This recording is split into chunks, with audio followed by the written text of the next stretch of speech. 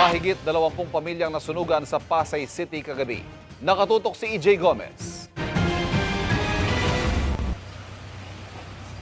Nagbabagang apoy na sinabayan pa ng kidlat ang bumalot sa kabahayan sa Don Carlos, Barangay 190, Pasay City, pasado alas 10 kagabi. Nabalot din ng makapal at maitim na usok ang kalangitan. Mabilis na kumalat ang apoy sa ikalawang palapag ng mga apektadong bahay. Kanya-kanyang paglikas ang mga residente sa sunog na umabot sa ikalawang alarma.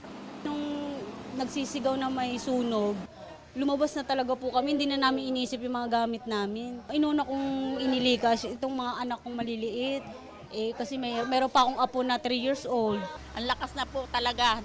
Lagpas na po sa bubong Tapos mataas na. Hindi na siya kayang maapula kahit mga fire extinguisher po. Grabe po. Grabe. Grabe po. First time talaga. Puso-puso po talaga. Walang nasaktan o nasawi ayon sa Bureau of Fire Protection. Ayon sa barangay, hindi bababa sa 20 pamilya o mahigit 50 individual ang apektado ng sunog. Gawa po talaga lahat sa mga kahoy pa.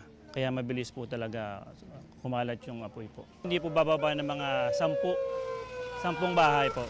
Pahirapan ang pag-apula sa apoy ayon sa BFP. During response po, medyo nahirapan yung mga kasama nating mga bumbero. Gawa ng napakasikip ng daan, marami pang nakaparking. 30 fire trucks ng BFP at fire volunteers ang rumisponde sa sunog.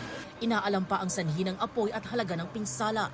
Tuluyang naapula ang sunog pasado hating gabi. EJ Gomez, nakatutok, 24 oras.